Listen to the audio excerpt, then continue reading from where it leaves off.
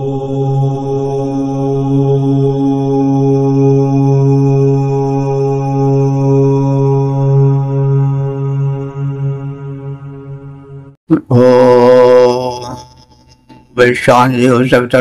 परासो यद भद्रम तन्नयासु। ओम भद्रम कर्णेभिः शृणुयाम देवा भद्रम पश्येमाक्षभिर्यजत्रा स्त्रीरंगैस्तुष्वांसस्तनुभिर्वशेमहि देवहितमिदायुः। ओम वेद प्रेमियों सभी श्रोताओं, संप्रति हम सब यजुर्वेद के 11वें अध्याय के 11वें मंत्र की व्याख्या में प्रवेश करने जा रहे हैं। मंत्र का शीर्षक है अग्नि स्थापन। और संबंधित मंत्र का सर्वप्रथम सस्वर पाठ हो जाए।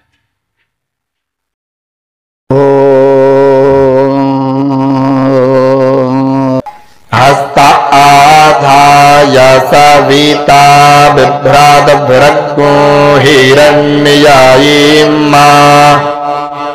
अग्निर्ज्योतिर्निचाज्ज पृथिव्या अधिया भरदानुष्टुभे नच्छन्दसाङ्गिरस्वत। इस 11वें मंत्र में यह कथित है कि सविता देवता यज्ञ वेदी में अग्नि स्थापित करें, यजमान उस अग्नि को अनुष्टुप छंद के माध्यम से प्रज्वलित करें और इस प्रकार से यज्ञ क्रिया प्रारंभ हो। सविता से सविता देव हाथ में अंगिरसवत, अंगिरा ऋषि के समान। अंगिरा ऋषि वे ऋषि थे जो कि याज्ञिक क्रिया को सर्वप्रथम आविष्कार किए, अथवा इनका बड़ा योगदान रहा और यज्ञ क्रिया होती रहे। इसलिए इस कर्म में अंगिरा नाम के ऋषि ने बड़ा प्रयत्न किया, प्रचार प्रसार किया यज्ञ का। तो अंगिरसवत माने जैसे अंगिरा ऋषि धारण किए थे वो अभ्री मिट्टी खोदने के साधन को और याज्ञिक प्रक्रिया को आगे बढ़ाए थे, वैसे ही सर्वोत्पादक सविता देवता आप भी वही करें अथवा वैसी ही प्रेरणा भरें। तो हिरण्ययी अभ्रिम आधाय, हिरण्य कहते हैं सोने को और हिरण्ययी माने स्वर्ण निर्मित। अभ्रिम, अभ्री मिट्टी खोदने का साधन है, कुदाल आज की तरह, खुरपे आज की तरह कोई साधन रहा होगा, उसको अभ्री कहा जाता था। हिरण्ययी माने स्वर्ण निर्मित। अभ्री द्वारा वे आगे का कार्य करें। अग्नि ज्योति निशाई, अग्नि ज्योति को स्थापित करें। सविता देवता यानी वह प्रेरणा ऐसी भरें। सविता देवता तो स्वयं क्या आकर के करेंगे, वे तो सूर्य रूप में आकाश में विद्यमान है, प्रेरणा बनेंगे, वे प्रेरित करेंगे। तो वो प्रेरक रघुवंश विभूषण, तो जब जो प्रेरणा देता हुई करता है, कहा जाता है भगवान ऐसे ही करा रहे हैं। तो ऐसे सविता देवता निमित्त बने, प्रेरणा भरें और यज्ञवेदी में अग्नि की ज्योति स्थापित हो और यजमान भी इसमें योगदान करें। पृथिव्याः अधि, पृथ्वी के ऊपर जो वेदी बनी हुई है उस वेदी में अनुष्टुपेन छंदसा आभरत, अनुष्टुप नाम के छंद में निविध भाव को व्यक्त करने वाले पाठ को करें, यानी अनुष्टुप छंद गाएं और उसमें भरित भाव के आधार पर भक्त से आपूरित होकर के, भावना भर करके भली प्रकार से वे उस यज्ञ वेदी में अग्नि को पोषित करें, यज्ञ के लिए उसे विधिवत तत्पर करें। सर्वोत्तम सर्वोत्पादक सविता देवता अपने हाथ में स्वर्ण से निर्मित अभि एक औजार है जो कि मिट्टी के खोदने के काम में आता था। तो अभि को धारण करके अंगिरा ऋषि के समान अग्नि को भूमि में अर्थात यज्ञवेदी के ऊपर प्रतिष्ठित करें और यजमान जो हैं वो अनुष्ठुप छंद से भली प्रकार से, यानी अनुष्ठुप छंद में निबद्ध मंत्रोच्चारण के साथ वे मिलजुल करके जो है वह अग्नि को पोषित करें, प्रज्वलित करें।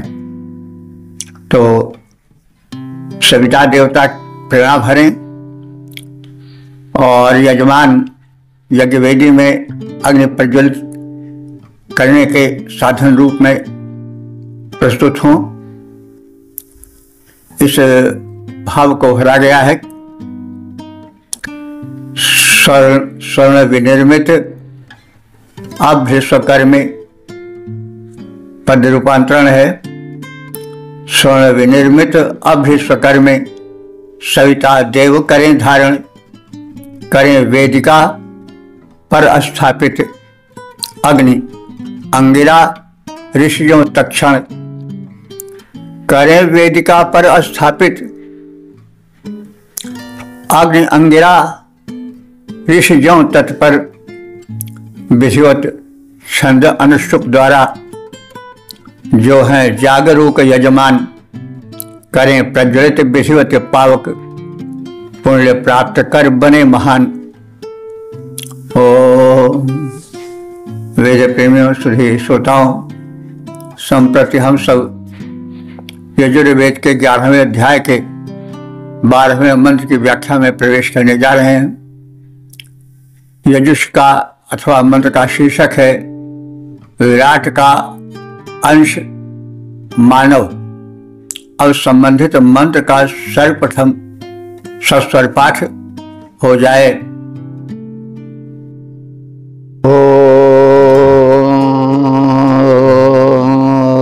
प्रातूर्तं वाजिन्नात्रा बह्वारिष्ठामनुसंवतं मा दिवि ते जन्म परममन्तरिक्षे तव नाभिः पृथिव्यामधियो निरित।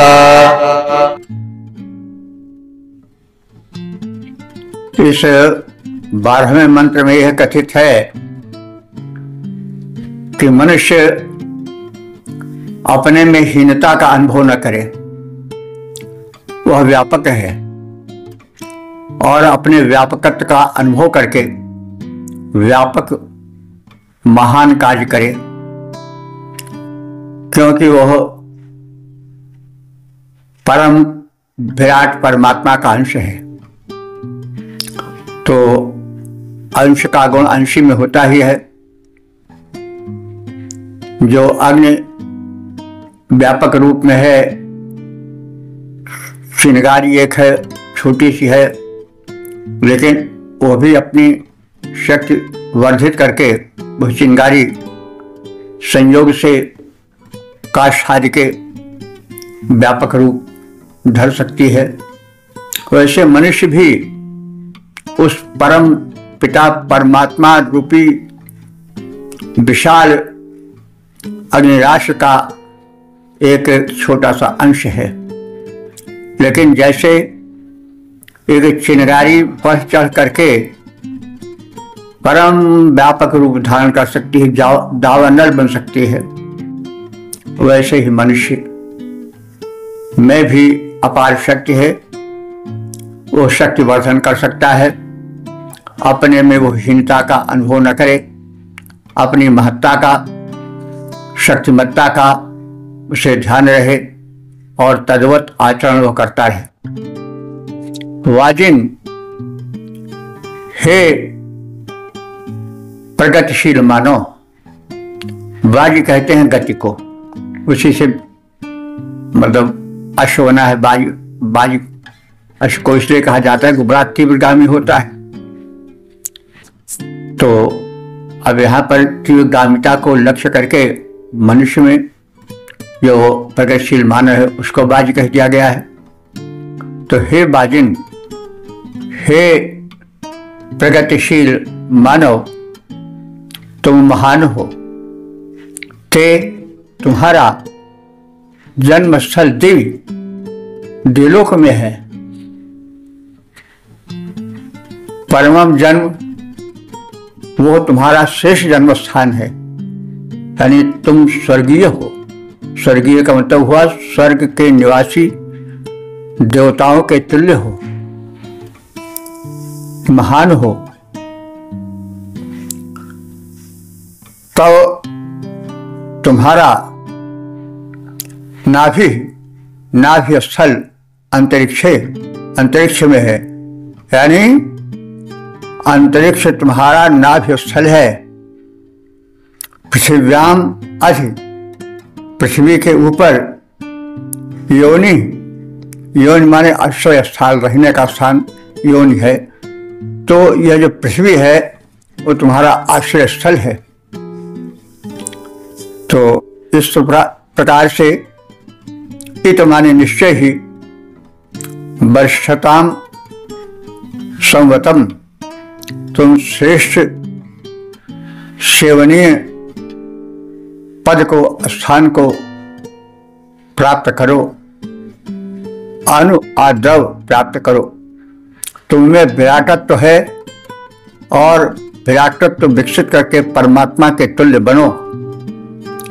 तो हे प्रगतिशील मानव, तुम महान हो। तुम्हारा श्रेष्ठ जन्म दिलोक में है,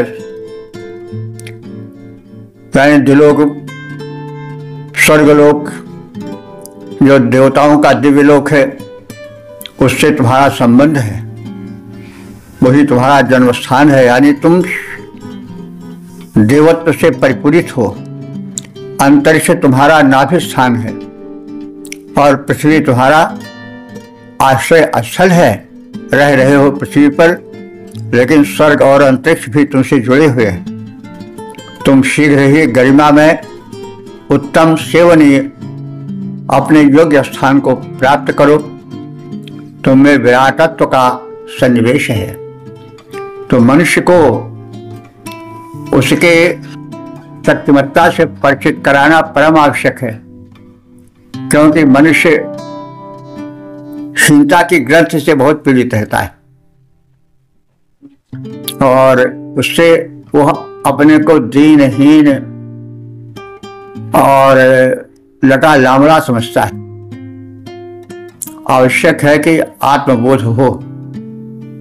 तो शुभ कर्म करने के लिए, यज्ञ कर्म करने के लिए आत्मबोध होना आवश्यक है।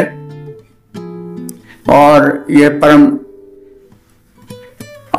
परम महनीय बनने की एक सीढ़ी है। तो हे प्रगतिशील मानव, तुम महान हो। तेरा श्रेष्ठ जन्मस्थल द्विलोक है, स्वर्गलोक है। अंतरिक्ष तुम्हारा नाभि स्थान है और पृथ्वी तुम्हारा आश्रय स्थल है। तुम विराट हो। तुम शीघ्र ही गरिमा में उत्तम सेवनीय अपने योग्य स्थान को प्राप्त करोगे। तुम में विराटत्व का सन्निवेश है। तो विराटत्व का सन्निवेश है, लेकिन मनुष्य भूला हुआ है। एक कथा है एक, जो कि इसी से मिलती जुलती है। एक शेर का बच्चा था, उसको गणेरियों ने पकड़ लिया और भेड़ों के बीच में रखने लगा। तो वो शेर का बच्चा अपने को भेड़ समझने लगा। एक बार एक सिंह ने देखा, उसको तरस आई कि यह तो भेड़ बना हुआ है, बेचारा शेर अपने शेरपन को, सिंहत्व को भूल गया है। तो उसने कहा, भाई तुम शेर हो, क्यों भेड़ों में हो, इधर आओ। तो उसमें तो भेड़पन समाया हुआ था। उस सिंह के बच्चे ने कहा कि भाई हमको बहकाओ नहीं, हम तुम्हारे पास आएंगे, तुम हमको खा लोगे। उसने कहा, ऐसा नहीं, तुम अपने स्वरूप को भूल चुके हो, तुम सिंह हो। बड़े कहे सुनी के बाद, मनौती के बाद वो भेड़ों के झुंड से बाहर आया, सिंह के संपर्क में आया। तो सिंह उसको एक कुएं के पास ले गया और कहा, इस कुएं में झांको। तो जब उस कुएं में उस सिंह के बच्चे ने झांकना शुरू किया तो शेर की परछाई जैसे थी, जैसे शेर का स्वरूप था, वैसे ही स्वरूप उसे भी अपना दिखाई पड़ा।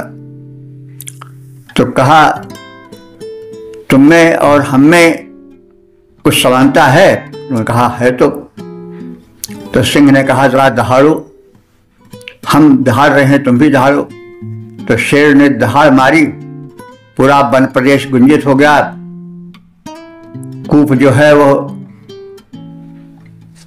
बड़ी तीव्र ध्वनि निकालने लगा, गर्जन की। तो उस सिंह के बच्चे ने भी गर्जन किया, तो प्रतिध्वनि सिंह के समान ही हुई। तो उसे ज्ञान हुआ और फिर भेड़ों के झुंड से निकलकर सिंह के समुदाय में आ गया। तो यह एक वेदांतियों का उदाहरण है बनाया हुआ। मनुष्य महान है, लेकिन अपनी महत्ता को भूला हुआ है। वह केवल अपने को तुच्छ मानो मानता है, खा पी करके सोना फिर मर जाना, यहीं तक जीवन समझता है। वो भगवत्ता से युक्त है, भगवान का अंश है। इसे जो गुरु है अथवा गाइड है या श्रेष्ठ व्यक्ति है, उसको बतावे और मनुष्य में उसकी मनुष्यता, उसकी शक्तिवत्ता का बोध करावे, तभी तो श्रेष्ठ कार्य होगा। नहीं तो लोग घबराते हैं, अरे भैया ये हमसे नहीं हो पाएगा। तुमसे सब कुछ होगा, तुम अपने को पहचानो। तो इसलिए इस मंत्र में यह संदेश दिया गया है कि मनुष्य अपने को पहचाने। जब तक उसे आत्मबोध नहीं होगा, आत्मशक्ति के विषय में उसमें तरंगे नहीं उठेंगी, तब तक वो अपने को दीनहीन, दुखी, दैन्य से सिमटा हुआ एक दुखी प्राणी मानेगा। तो इसलिए यज्ञ श्रेष्ठतम कर्म, श्रेष्ठतम कर्म यज्ञ है। तो श्रेष्ठतम कर्म यज्ञ कोई तभी कर पाएगा जबकि उसमें उसकी शक्तिवत्ता का बोध हो। तो इसलिए आवश्यक है कि जो गुरु हैं या यज्ञ कराने वाले पुरोधा हैं, अध्वर्युवादी हैं, वो सब पहले मानव में उसकी शक्तिवत्ता का बोध करावें। तो हे प्रगतिशील मानो, तुम परम महान हो, तुम्हारा श्रेष्ठ जो जन्म स्थल है वो दिलोक है। स्वर्ग से तुम्हारा, स्वर्गीय जीवन से तुम्हारा श्रेष्ठ लगाव है, वो तुम्हारा जन्मस्थल है। अंतरिक्ष तुम्हारा नाभि स्थान है और पृथ्वी तुम्हारा आश्रय स्थल है। इस प्रकार से तुम्हारा प्रभाव त्रिलोक व्यापी है। तुम अपूर्व शक्तिमत्ता के धनी हो। तुम अपने में लघुता, हीनता का अनुभावन छोड़ दो। तुम शीघ्र ही गरिमामय, उत्तम, सेवनीय, अपने योग्य स्थान को प्राप्त करो, तुम में विराटत्व का सन्निवेश हो और तुम यज्ञ ऐसे शुभ कर्म को करते हुए जीवन व्यतीत करो, महान बनो और समाज को, राष्ट्र को महान बनाओ। हे प्रगतिशील मानो, पद्य रूपांतरण है। हे प्रगतिशील मानो, तेरा दिव्य उद्भव, तेरी शक्ति महान, दिव्य जन्म तेरा दिलोक में, अंतरिक्ष है नाभिस्थान। हे भूतलवासी, तुम में है शक्ति अलौकिक विद्यमान, करो प्राप्त अपना गौरवमय से श्रेष्ठ जो दिव्य स्थान। तो मानव शरीर में विराट दिव्यांश का कथन किया गया है और इस प्रकार से मानव को उसकी शक्तिमत्ता से युक्त किया गया है, शक्तिमत्ता का बोध कराया गया है, क्योंकि जब तक मनुष्य में आत्मविश्वास नहीं जगेगा तब तक वह कोई शुभ कर्म करने में समर्थ नहीं होगा। तो इसलिए गुरु को, यजमान को आगे बढ़ाना चाहिए और उसमें शक्तिमत्ता का बोध कराना चाहिए। इसीलिए गुरु का बड़ा महत्व है। तो जैसे एक जो श्रेष्ठ है, मान लीजिए कि एक लोहा है और एक लोहा को सोना बनाने वाला पारस पत्थर है।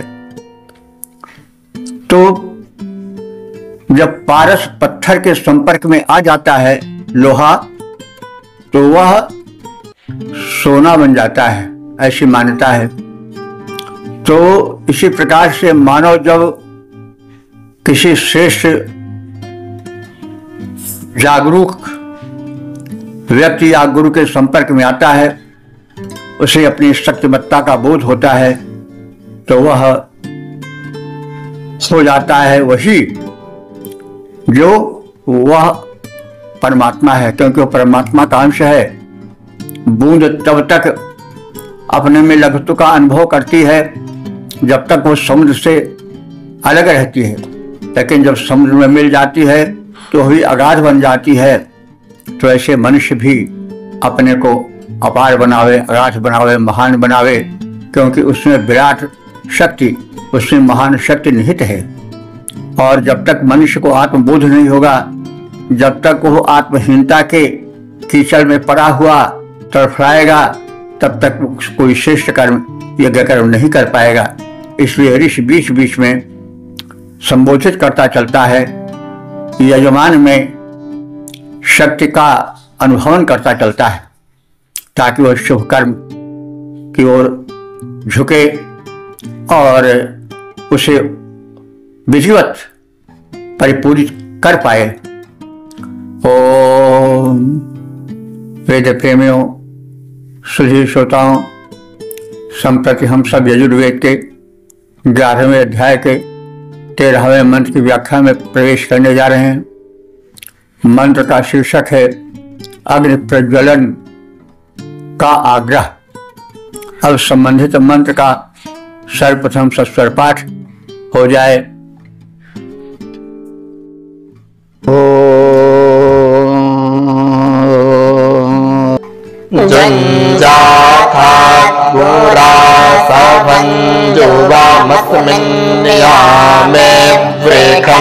वासु अग्निं भारन्तामस्मायुं मा।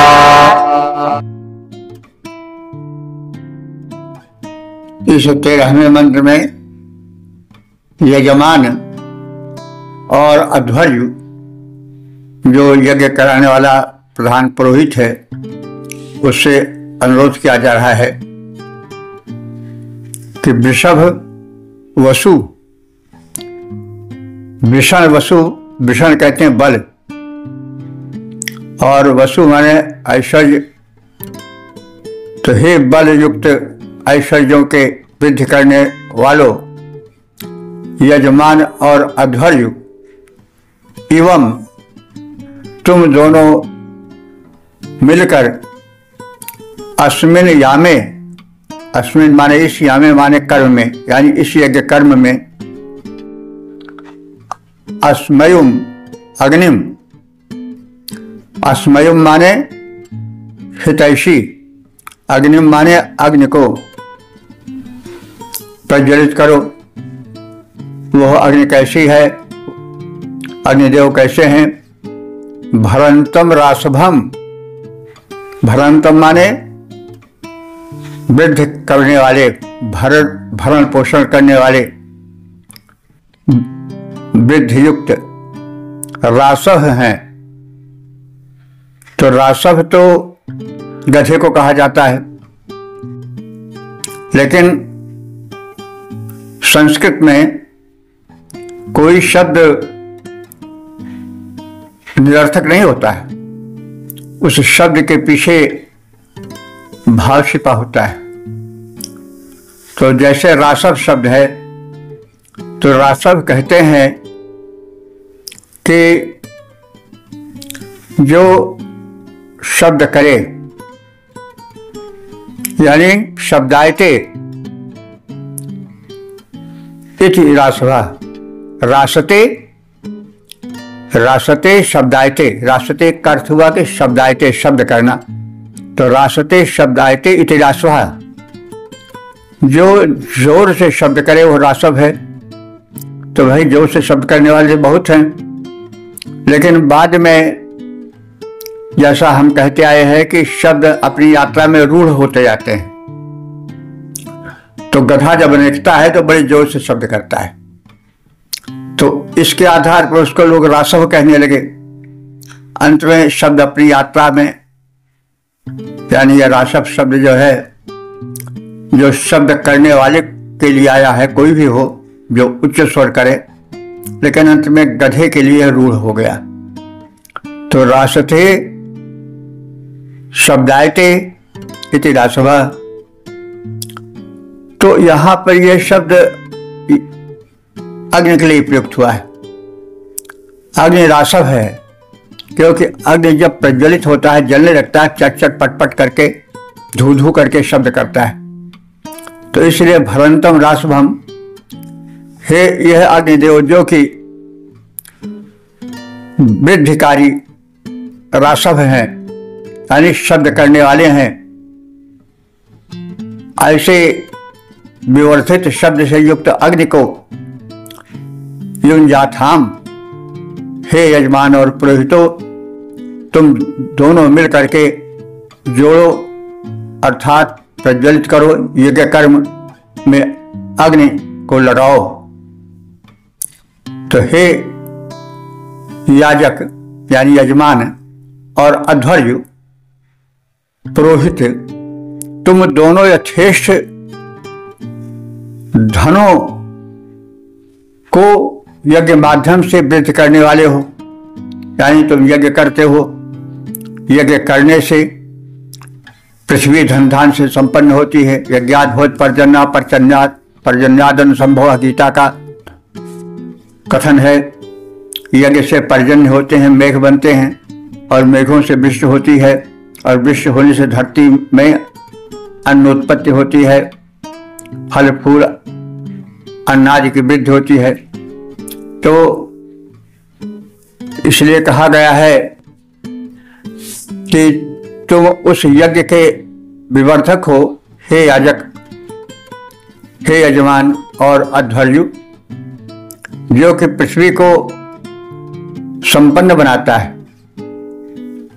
तो इसलिए तुम दोनों अस्मिन यामे, इस यज्ञ कर्म में उस अग्नि को दीप्त करो जो रासव है, यानी शब्द करने वाला है। जब अग्नि जलता है तो चट चट पट पट की ध्वनि होती है। तो हे याजक यानी यजमान और अध्वर्यु पुरोधा, तुम दोनों यथेष्ट धनों से यज्ञ माध्यम से वृद्धि करने वाले हो। इस शुभ यज्ञ कर्म में हमारे हेतु लाभकारी अग्नि को प्रज्वलित करो, और ऐसा करने में तुम सक्षम हो।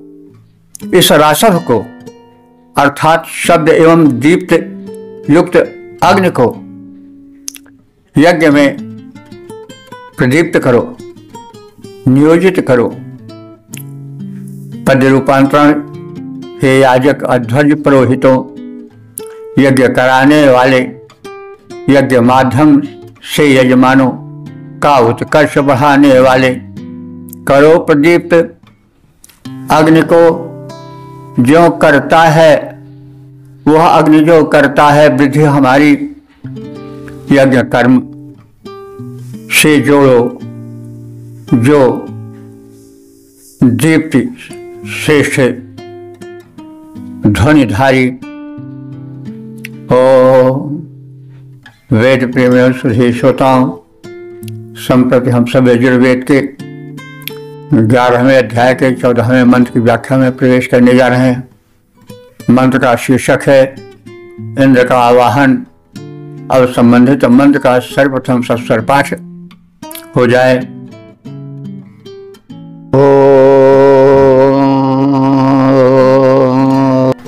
योगे योगे तावस्तारं वाजे वाजे हवामहे सखाय इन्द्रामोदये।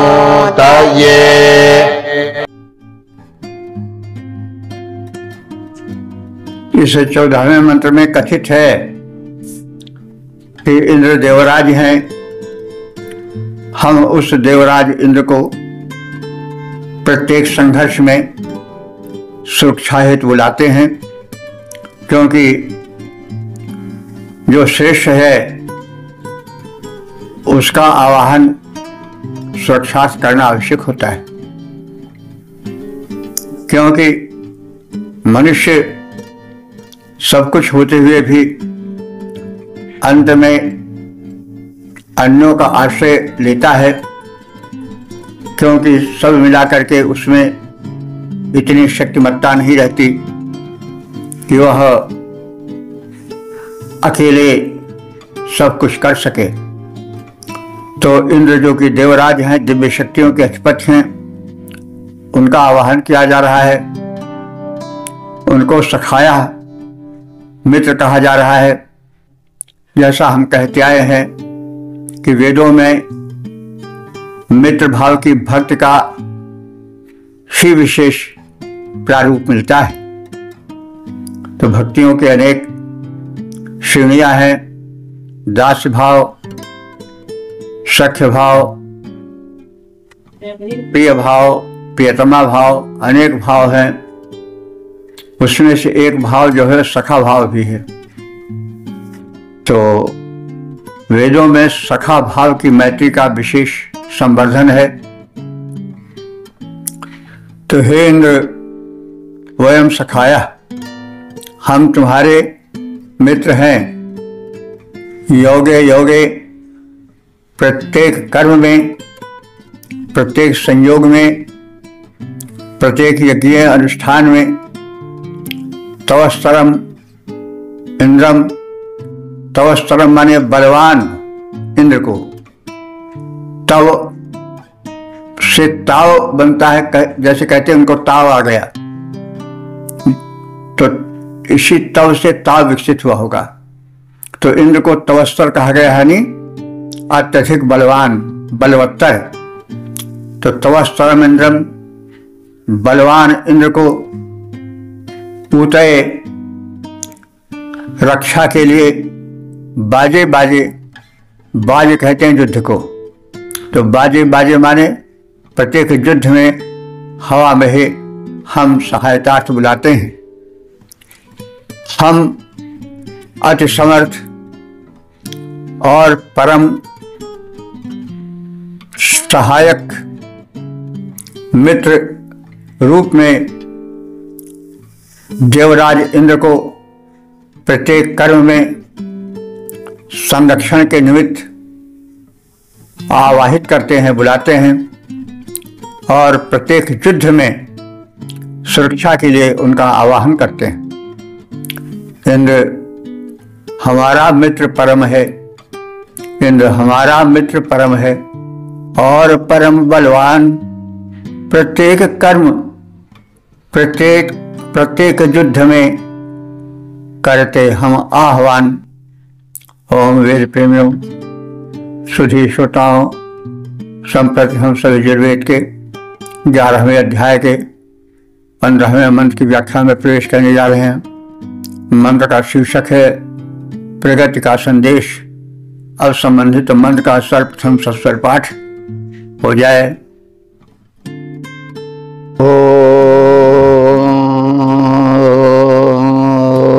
प्रातुर्वन्ने जावक्रामन्नाशस्ते रुद्रस्याकाणापत्यम्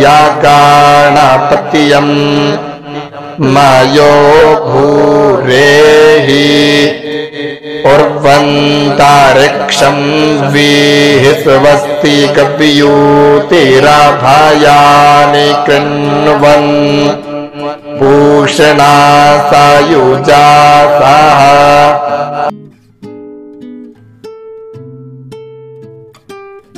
इस 15वें अध्याय में मनुष्य को अपनी शक्तिमत्ता को पहचान कर उन्नति के शिखर पर आरूढ़ होना चाहिए, क्योंकि उसमें अपार शक्ति सन्निहित है।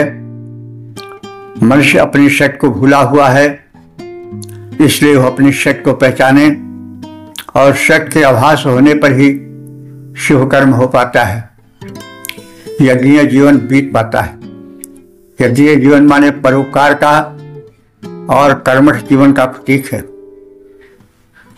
तो हे मनुष्यों, तुरवन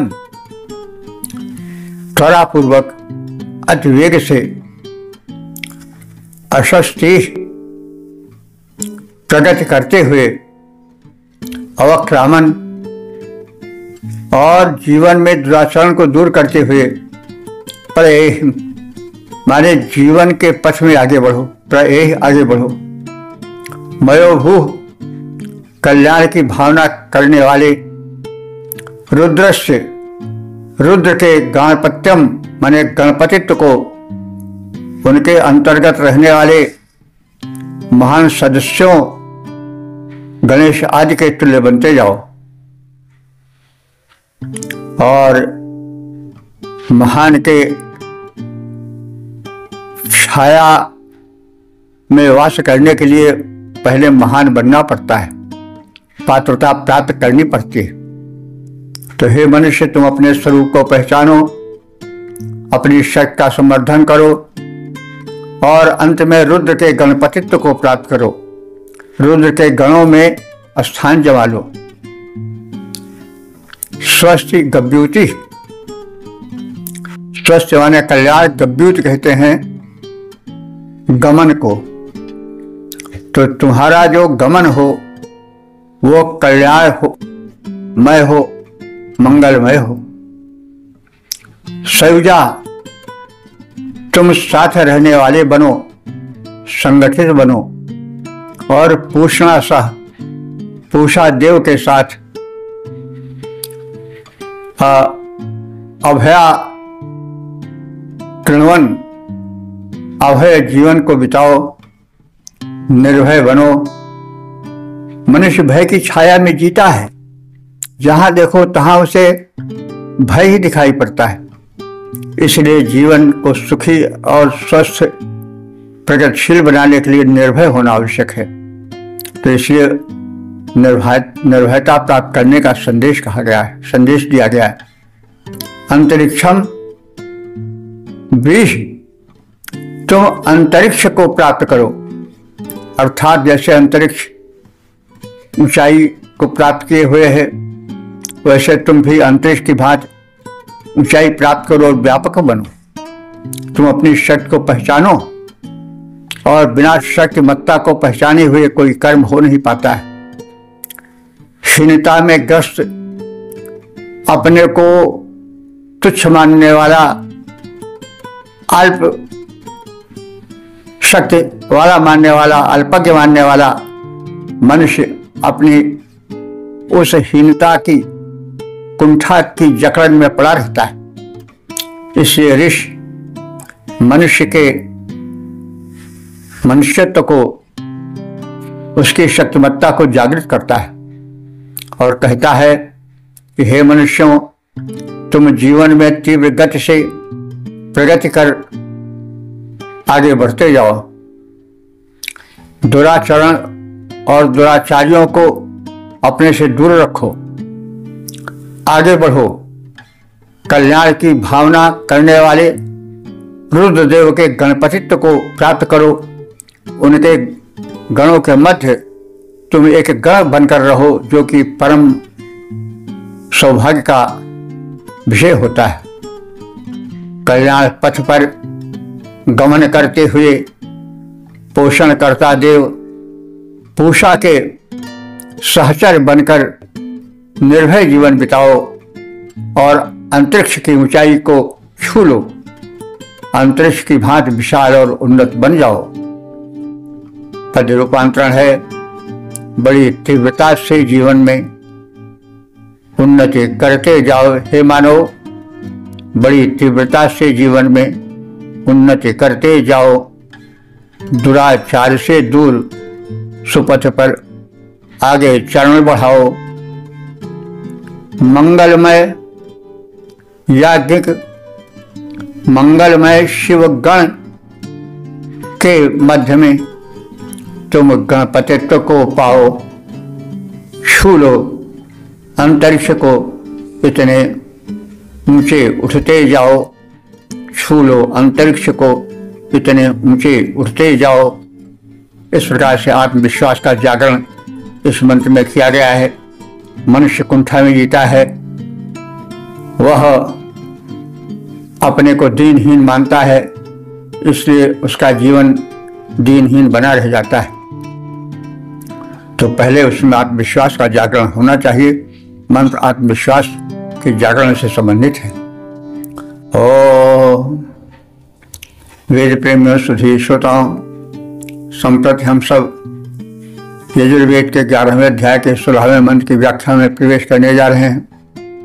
मंत्र का शीर्षक है अग्नि का स्थूल और सूक्ष्म रूप।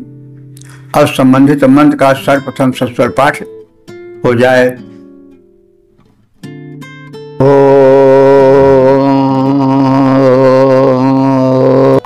पृथिव्याः साधस्थादग्निं पूरीख्यामं गिरस्वादाभाराग्निं पूरीख्यामं गिरस्वादक्षेमोऽग्निं पूरीख्यामं गिरस्वद्भार्ख्यामः।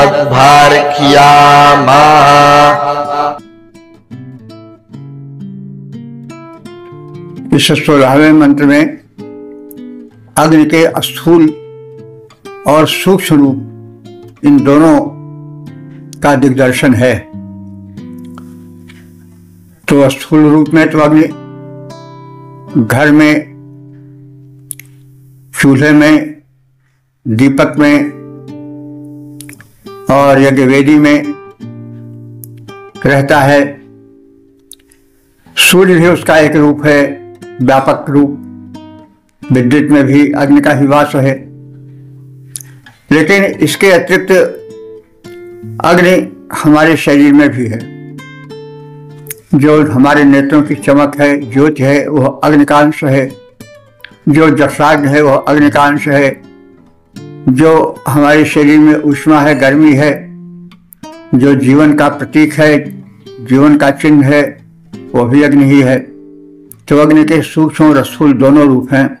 इसलिए अग्नि की महत्ता का ज्ञापन ऋषि करा रहा है कि अग्निदेव जो है वो पृथिव्याः सधस्थात्, भूमि के ऊपर भी विराजमान है भौतिकाग्नि के रूप में।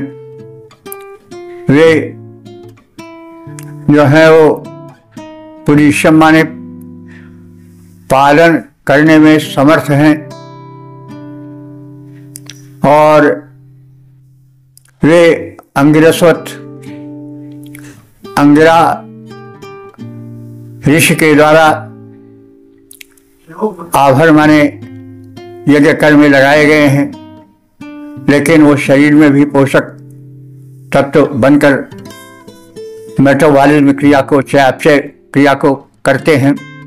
यानी एक धातु से दूसरे धातु में जो परिवर्तन होता है, पाचन होता है, वो अग्नि के ही कारण होता है। भोजन पचता है तो रस बनता है, रस पचता है रक्त बनता है, रक्त पचता है मांस बनते हैं, मांस पचता है अस्थि बनती है। ऐसे अग्नि ही तेज के रूप में, वीर के रूप में, ओज के रूप में पच करके आते हैं। तो अग्नि की महत्ता का कथन इस मंत्र में है। अग्नि का स्थूल रूप भी है, सूक्ष्म रूप में भी है। कहा जा रहा है कि जो अग्निदेव भूमि पर बनी वेदी में भौतिकाग्नि रूप में विराजमान हैं, प्रज्वलित हैं, वे ही अग्नि अंगों में व्याप्त शरीर का पालन पोषण करते हैं। जठराग्नि बनकर, शरीर में ताप बनकर, नेत्रों में ज्योति बनकर वे ही अग्निदेव विराजमान हैं।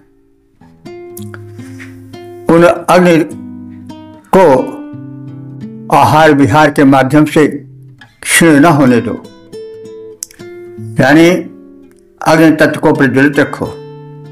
आहार विहार से अग्नि तत्व क्षीण हो गया तो जीवन क्षीण हो जाएगा। जब जठराग्नि मंद पड़ जाती है तो भोजन नहीं पचता है, और पचता नहीं है तो बचता नहीं है। जिसका भोजन नहीं पचेगा वो बचेगा नहीं, जीवन उसका समाप्त हो जाएगा। तो अग्नि को प्रदीप्त रखो। जो भीतर की अग्नि है, जठराग्नि है, उस अग्नि को भी आहार और विहार के माध्यम से क्षीण न होने दो। अग्नि तत्व यदि हम अनुचित विहार करते हैं, व्यवहार करते हैं, तो भी क्षीण होता है। जठराग्नि अनुचित भक्षण से क्षीण होता है और उससे मनुष्य को जीवन की शक्तिमत्ता से दूर जाना पड़ता है। मृत्यु की ओर उसका चरण बढ़ने लगता है। इसलिए अग्नि तत्व को जागृत करना चाहिए। जठराग्नि को सुरक्षित रखो भोजन के द्वारा, आहार विहार द्वारा। शरीर में जो ताप रूप में अग्नि है उसको सुरक्षित रखो। नेत्रों में जो ज्योति रूप में अग्नि है उसको सुरक्षित रखो। इस प्रकार से अग्नि तत्व की महत्ता को समझ करके उसका प्रयोग करो। अग्नि केवल तुम्हारे यज्ञ वेदी में बन करके यज्ञ कर्म ही नहीं कराते हैं, वरन वे सर्वव्यापी हैं, शरीर में भी उनका निवास है। तो अग्नि तत्व को हे मानव संभालो। पद्य रूपांतरण है। जो अग्नि भूमि पर विद्यमान वेदी में जो है दे दीप्यमान, मानव शरीर में व्याप्त धातुओं का पाचन करते सुजान। उन अग्निदेव को भली भांति संरक्षित कर कल्याण करो। क्षीण न होने दो कदापि, क्षीण न होने दो कदापि। दुर्लभ निज तन का त्राण करो। तो अग्नि शरीर में ताप बनकर जीवन को सुरक्षित रखता है। जब तक ताप रहता है तब तक ही जीवन रहता है, नहीं ठंडा पड़ जाता है आदमी। तो उसका सूक्ष्म रूप जठराग्नि है, जो शरीर में भोजन पचाता है, साथ साथ रस रक्त मांस मज्जाद के रूप में चयापचय अग्नि के द्वारा ही होता है। मेटाबॉलिज्म अग्नि ही करता है। सप्त धातुओं का पाचन अग्नि के माध्यम से होता है। तो इस प्रकार से अग्नि की महत्ता का वैज्ञानिक बोध भी मंत्र में कराया गया है। ओ वेद प्रेमियों सुधी श्रोताओं, संप्रति हम सब यजुर्वेद के 11वें अध्याय के 17वें मंत्र की व्याख्या में प्रवेश करने जा रहे हैं। शीर्षक है अग्नि के विविध रूप। अब संबंधित मंत्र का सर्वप्रथम सस्वर पाठ हो जाए।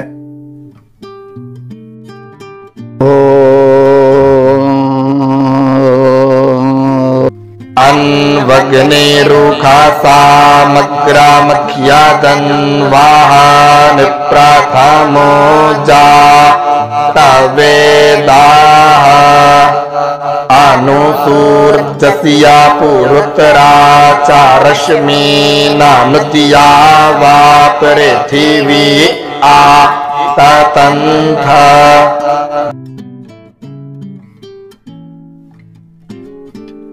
इस 17वें मंत्र में अग्नि के विविध रूपों का चित्रण है। अग्नि स्थूल और सूक्ष्म सभी रूपों में विद्यमान है। प्रथमः जात वेदा अग्नि, सब में पहले ही से जात वेद नामक अग्नि विद्यमान है। जात वेद माने जो जात मात्र को जानते हैं, यानी जितने प्राणी सब में प्रविष्ट हैं। तो अग्नि का प्रवेश है ना, जठराग्नि के रूप में, ताप के रूप में अग्नि की, और नेत्रों की ज्योत के रूप में अग्नि का प्रवेश है। तो इस प्रकार से अग्नि भिन्न भिन्न रूपों में, किसी न किसी रूपों में प्राणी मात्र में विद्यमान है। तो वो अग्नि उषसाम अग्रम, उषा काल के आने के पहले ही सूर्य के रूप में अपनी ज्योति फैलाते हैं, जिसके कारण निशा का निकाट छपने लगता है, झुलफुला आने लगता है।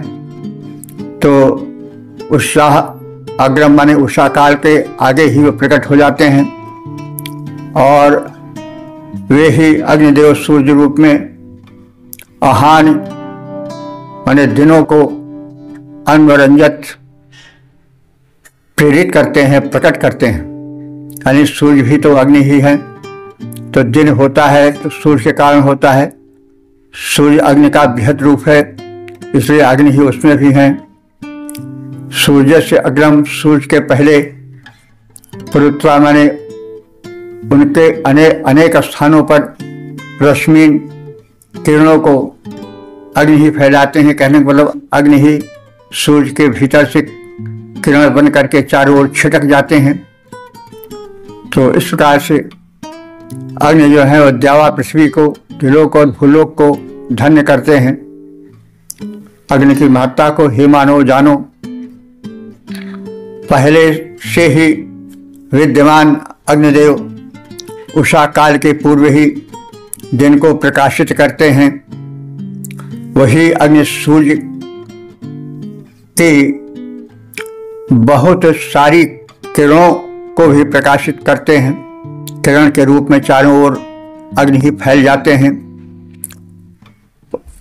उन लोक सृष्टा अग्निदेव, लोक दृष्टा अग्निदेव को हम द्विलोक और भूलोक में क्रमबद्ध रूप में संचरित देखते हैं। भूलोक में भी अग्नि का स्वरूप, द्विलोक में भी सूर्य रूप में अग्नि का स्वरूप, अंतरिक्ष लोक में विद्युत रूप में अग्नि का प्रकटीकरण होता है। भूलोक में अग्नि रूप में और द्विलोक में सूर्य रूप में अग्नि के द्वारा चारों ओर प्रकाश फैलाया जाता है। उषा काल से पहले पद रूपांतरण है। उषा काल से पहले पावक, उषा काल से पहले पावक तेज रूप में आ जाते, वही सूर्य बन करते किरण जाल को फैलाते, अवनी अंबर को प्रकाश से वे ही तो हैं भर जाते। तो जो ताप है, प्रकाश है, जो अन्न अथवा वाष्प आदि को पकाता है, यानी जो पाचन कर्म होता है वो भी अग्नि के द्वारा ही होता है। प्रकाश भी अग्नि के द्वारा फैलता है। विद्युत बनकर अग्निदेव अंतरिक्ष में व्याप्त हैं, मेघों में व्याप्त हैं, वे ही सूर्य बनकर प्रकाशित हैं। इस प्रकार से अग्नि का सर्वव्यापक भिन्न भिन्न रूपों में दर्शन होते हैं। अग्नि की महत्ता को हम समझें, वे चारों ओर हैं। उसके विषय में बताया गया है मंत्र में। इस पर ध्यान करें और अग्नि की महत्ता को समझें। ओम वेद प्रेमियों, सुधी श्रोताओं, संप्रति हम सब यजुर्वेद के 11वें अध्याय के 18वें मंत्र की व्याख्या में प्रवेश करने जा रहे हैं। मंत्र का शीर्षक है यज्ञीय जीवन और संबंधित मंत्र का सर्वप्रथम सस्वर पाठ हो जाए।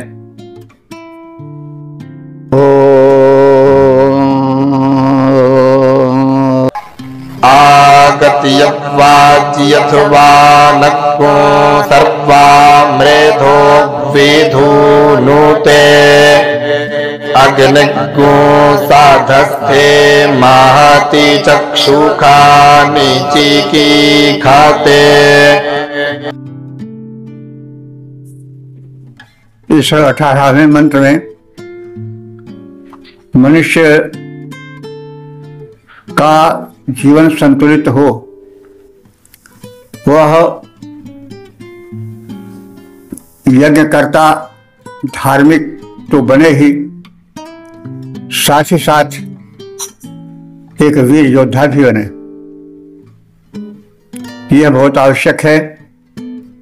प्रायः तमाम लोग ऐसे हैं जो साधु बन गए तो उनसे दुनिया से मतलब नहीं है, लेकिन हमारी वैदिक मान्यता है कि जीवन वही जीवन है जो धर्म से युक्त हो, यज्ञ हो और युद्धों में भी विजय करने वाला हो। मनुष्य योद्धा भी हो और धर्मनिष्ठ भी हो। ये आज लोग भूल चुके हैं, नहीं बताया जाता है। आजकल प्रयाग में जो कुंभ मेला है उसमें बताया जा रहा है कि नागा साधु जो हैं वैसे ही थे। आज भी नागा आते हैं। तो नागाओं का इतिहास ये रहा है कि ये तपस्वी रहे हैं, साधु रहे हैं, लेकिन साथ साथ महान योद्धा भी रहे हैं। मुगल युग काल में जितने युद्ध हुए उनमें अनेक युद्धों में इन नागाओं ने अपना जौहर दिखाया। तो मतलब ये जो नागा पद्धति है इसको हम कह सकते हैं कि कुछ वैदिक पद्धति से जुड़ी है, क्योंकि जो साधु बन जाता है वो अपने को बिल्कुल केवल माले तक ही रखता है संबंध, और उसकी दृष्टि या तो माला पर रहती है या माल पर रहती है। माला और माल ही उसके हाथ में रहते हैं। लेकिन जो वैदिक युगीन मान्यता है साधु जीवन की या पूर्ण मानव जीवन की, उसमें कहा गया है कि साधुत्व यानी एक तपस्वी वाला रूप भी हो, योद्धा वाला रूप भी हो। तो यह पूर्ण जीवन है। तो नागाओं का जीवन कुछ ऐसे ही दिखाई पड़ता है। तो बहुत लड़ाके होते हैं और युद्धों में दांत खट्टे कर दिए हैं। उनका विवरण इतिहास में नहीं मिलता है, क्योंकि जो कुछ इतिहास अंग्रेजों ने बना दिया उसी को हम लोग जानते हैं। इस समय टीवी पर विशेष रूप से नागाओं की जिंदगी पर प्रकाश डाला जाता है। कुंभ मेले में हम चाहें तो देख सकते हैं, उसको टीवी पर आता है। तो कहा जा रहा है कि जैसे वेगवान बलि अश्व युद्ध पथगामी बनकर युद्ध जीतता है, वैसे हे मनुष्यों तुम भी विजय प्राप्त करो। और जैसे यज्ञशील धार्मिक गृहस्थ विशाल पृथ्वी पर विचरण करते हुए यज्ञाग्नि को प्रबुद्ध करता है, यज्ञशील धार्मिक जीवन बिताता है, वैसे तुम भी यज्ञ निष्ठ जीवन बिताओ, धार्मिक जीवन बिताओ। यानी तुम्हारा धर्म केवल माला तक नहीं रहे, भाला से भी उसका लगाव होना चाहिए। यह वैदिक संदेश है। बाजी कहते हैं घोड़ा को, अध्वानम कहते हैं पथ को, मार्ग को। आगत्य माने आकर, सर्वाह मृधा, मृध कहते हैं युद्ध को, सभी युद्धों को। विस्मृते, तुम जीतो। जैसे अश्व जाता है तो युद्धस्थल में युद्ध जीतता है, शांति के दिनों में वो मालिक के सवारी काम में आता है। तो ऐसे जीवन जो है वो वीरता वाला भी होना चाहिए और उपासना वाला भी होना चाहिए। तो वही बात कही गई है कि जैसे वेगवान बलि अश्व युद्ध पथ गामी बन समस्त युद्धों को जीतता है, वैसे तुम भी विजय प्राप्त करो, जीवन युद्ध को जीतो। और जैसे यज्ञशील धार्मिक गृहस्थ विशाल पृथ्वी पर यज्ञ करता है, यज्ञ देखता है, यज्ञशील जीवन बिताता है, इसी प्रकार हे सामान्य मनुष्यों, तुम भी यज्ञशील जीवन बिताओ। यज्ञ कर्ता बनकर जीवन धन्य बनाओ, जीवन को यज्ञ में बनाओ। पद रूपांतरण है, द्रुतगामी बलवान अश्व है, दौड़ जीतता रण जैसे। द्रुतगामी बलवान अश्व है, दौड़ जीतता रण जैसे। तुम वीर बनो सारे, तुम वीर बनो सारे अरिमंडल पर विजय प्राप्त करो ऐसे। धार्मिक गृहस्थ भूमंडल पर यज्ञादि देखता है जैसे। तुम यज्ञशील बनकर पृथ्वी को यज्ञों से भर दो वैसे। तुम यज्ञशील बनकर पृथ्वी को यज्ञों से भर दो वैसे। तो मनुष्य का यज्ञशील जीवन हो, सामाजिक जीवन हो, लोक कल्याण में जीवन हो, यज्ञ विशेष समम कर्म, इस प्रकार का जीवन हो, साथ ही साथ एक योद्धा का भी जीवन हो, यह संदेश दिया गया है। तो इस प्रकार से हम आज के इस सत्र में यजुर्वेद के 11वें अध्याय के 11 मंत्र से लेकर के 18 मंत्रों तक की व्याख्या का संक्षिप्त प्रारूप प्रस्तुत किया और इस प्रकार से 8 मंत्र व्याख्यायित हुए हैं। और इन मंत्रों में यज्ञ का अग्नि के द्वारा होना, यज्ञ का मानव के कल्याण में कितना योगदान है, इसका कथन किया गया है मंत्रों में। और अग्नि प्रज्वलन, अग्नि का स्थूल और सूक्ष्म रूप, इन दोनों का चित्रण किया गया है। अग्नि देव अपने स्थूल रूप में हमारे जीवन में कार्य करते हैं, सूक्ष्म रूप से वे हमारे भीतर नेत्रों में ज्योति बनकर और पाचन शक्ति बनकर, अंगों में ऊष्मा बनकर, गर्मी बनकर विचरण कर रहे हैं। तो अग्निदेव का सूक्ष्म और स्थूल दोनों रूप महान है। वे मानव में विराट शक्ति का संचार करते हैं। अग्नि तत्व जब तक रहता है मनुष्य में, तब तक मनुष्य में बलवत्ता रहती है। मनुष्य वीर बने, विजयी बने, ऐसा संदेश मंत्र में है। और मनुष्य केवल योद्धा ही नहीं बने, वरन यज्ञशील जीवन भी बितावे, यज्ञ भी करे। क्योंकि एकांगी जीवन हो जाता है जब मनुष्य केवल धन को प्राप्त करना चाहता है, केवल धर्म ही पर लग जाता है या कर्म को भुला देता है। तो तन और मन दोनों की साधना का संदेश वेद में दिया गया है। तो मनुष्य एक ओर वीर और विजयी बने, दूसरी ओर यज्ञशील धर्म से जीवन बितावे। मनुष्य में दोनों